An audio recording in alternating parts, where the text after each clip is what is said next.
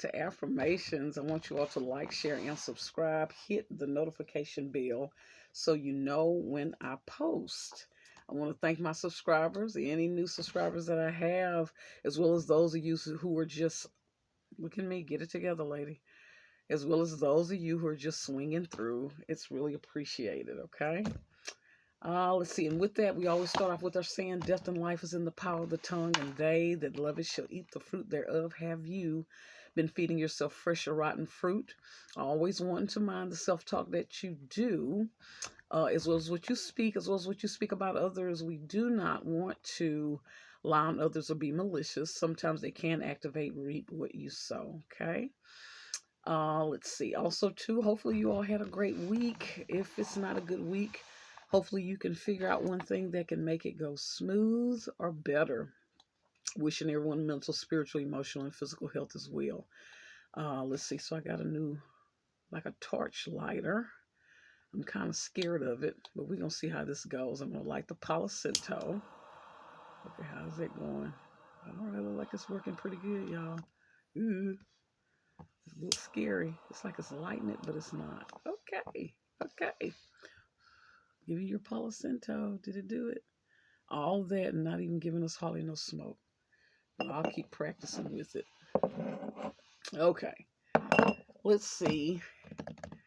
So again, thank you all for returning. Also, check out the description box for information about how to find a counselor, as well as how to get services with me. Also, be aware of people who are impersonating me. I will never reach out to you. My information is in the description box. Okay. Also, any other books or decks that I've used, a lot of that information is in the description box as well. Okay. Let's see. So again, I'm kind of getting back into the swing of things. So we're gonna try to do this. Let's see. We had talked a little bit about this before. Something called universal laws. I said I was going to start looking at some of this stuff, and one of the things we're starting to understand is biblically we're taught certain things, but people are starting to understand and research a little bit more, understand that there's a lot of just information that's out there that has been renamed, reframed, that really is part of just kind of the universal knowledge of man, that we have to kind of sift through and be able to discern. A lot of times there's a little truth in almost everything. So you have to be able to kind of, depending on your spiritual belief, pray. Some people fast to try to figure out what is that of truth and what should I leave behind, okay? But one of them that we're going to be looking at is something called universal laws, okay?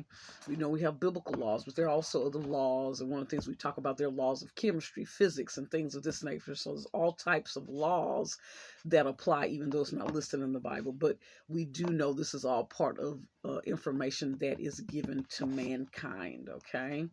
So we're going to look at some of this, okay? So let's see, this is called Spiritual Awakening. Can y'all see that? I don't know if y'all can even see that, okay? Let's see how this is going to go. Let's see. Let's put that there. Okay. And it's interesting. Some of these concepts are quite interesting. Some of them are complicated. Sometimes you got to kind of sit with it. Some of it I don't agree with. Some of it I do. But it is important for us to have the freedom to be able to kind of search things out, right? You'll know a thing by its fruits or by the evidence of it. Also, too, one of the things a lot of our people are starting to understand is that in slavery, a lot of things they kind of controlled, even with education, what we should know, what we should not know. They've also limited the scope of spirituality and religion, kind of letting us know what we should look into or not. And so now a lot of us start understanding that our spiritual rights is that we have a right to, for those of us that, I look at that scripture, for those of us that feels like we have the call and says, you know, knock and the door should be open, seek and you shall find. Now, again, one of the things I talk about is, because and the reason why I always talk about spirituality is because our people is a spiritual people. That is one of the things that's helped us kind of move through slavery up until today. But looking at being able to research things and look into it. But one of the things I always talk about is it's an interesting scripture in the Bible. So if we are going to knock, right, if we're going to seek, that suggests that it's something that needs to be hunted out, right? So it's these little type of scriptures that's kind of overlooked. But again, everyone doesn't have that calling. Sometimes looking at information like that can be overwhelming. So we do have to, just because everyone else is doing it doesn't mean you have to, okay?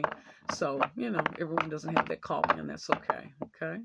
So let's see what we're going to get. We're just going to kind of look at this. We'll see if we agree with it or not. See if we can pick out some truths. Okay, this flipped. Interesting. They got something called the law of neutrality. It says practice non-reaction and stand in equanimity. Interesting. They use big words, y'all. Let's see. How can we see this? I don't know if y'all can see that. Okay. Can y'all see that? Let's see what this is talking about. Let's see, the law of neutrality. Let's see, where is that at? The law of neutrality. Where is this at?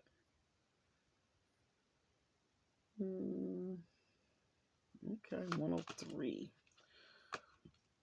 Let's see if we agree with some of this or not. Okay, it reads, it says it wants us to practice non-reaction and stand in equanimity. It says the law teaches us the secret to experiencing free will. Now, what's interesting is free will is a thing that all mankind has been given. That is a gift that we all have been given, right? Free will. It says the moment we, in judgment, we free ourselves from feeling the effects of polarity, right? So it's interesting. It's almost being like non-judging. When we in judgment, we free ourselves from feeling the effects of polarity.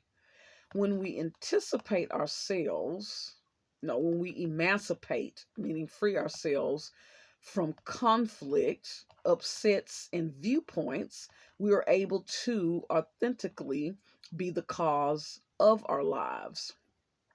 Now, what I like about this, when we start talking about free will, basically what that ties into is understanding that everyone has free will, and other people may have different viewpoints than us.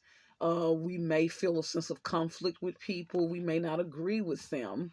But when we hold on to this concept that everyone has free will, that frees us to not feel like we have to get into this convincing, right? Or trying to debate or argue or forcing someone to have our views.